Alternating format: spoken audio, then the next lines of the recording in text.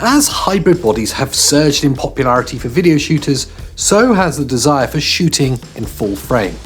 But as medium and large format photographers will tell you, the world of frame sizes gets much, much bigger, as does the creative options this can bring. So when we got the chance to briefly get hands-on with the Fujifilm GFX100S and test its filmmaking credentials, we got more than a little excited.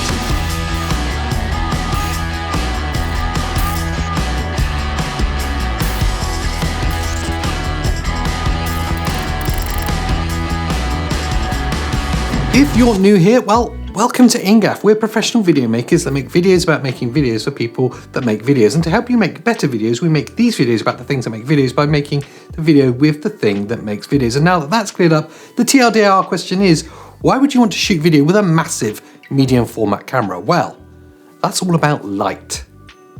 Fujifilm have pushed really hard recently for this video shooter market. The releases and leaps forward with bodies like the X-T4 and the XS10 all represent awesome and cutting edge choices for video and hybrid shooters. The thing I love about their leaps forward in video tech is that a lot of the greatest features are borrowed from one body to the next. Things like their F-Log or the Eterna picture profiles or even the insanely good IBIS systems are all making their ways into each respective video shooter from Fuji, and that hits the market. The GFX100S thankfully is no exception to this, capturing 4K 10-bit 420 internally onto UHS-2 SD cards or even 12-bit ProRes if you record out via HDMI. But I'm not here to bog down in specs, we're not that channel. I'm here just to give you a balanced opinion from my experiences and to show you some test footage where possible. I will say though that we were massively time limited with this camera. Unfortunately, Fujifilm only trusted Pete to have it for a couple of days during the end of winter and also during our lockdown, so we captured what we could and even made a little cooking video for them. Lucky them. But enough of the waffle and, well, lame excuses. Let's just get to the good and bad bits of this medium format heavyweight.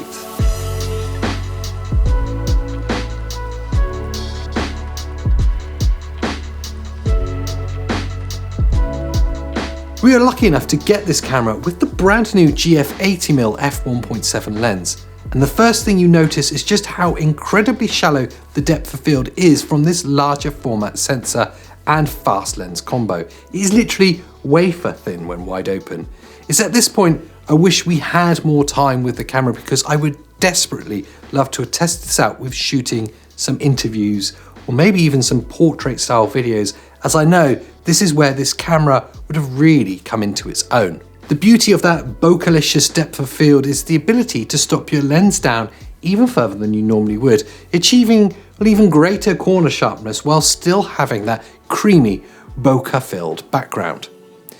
Shooting video with a medium format sensor is totally a new experience to me. It really brings some interesting advantages and creative options. It also has its own unique set of challenges, and that brings me nicely onto the bad bits of the Fujifilm GFX100S.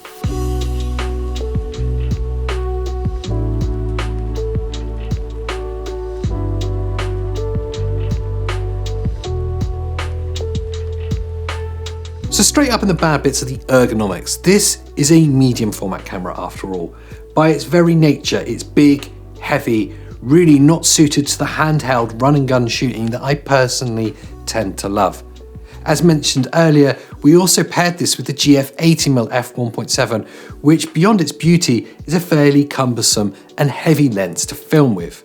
In short, you'll be reaching for the tripod very quickly when using this body and lens combination. Also, that super thin depth of field you get from the largest sensor and that super fast lens do take a fair amount of working with. This, like all medium format cameras, isn't a pick and play affair. This is a specialist tool that requires a large amount of input from the user to get results from. But with perseverance, it can really click. And when it does, the results are totally worth all that work.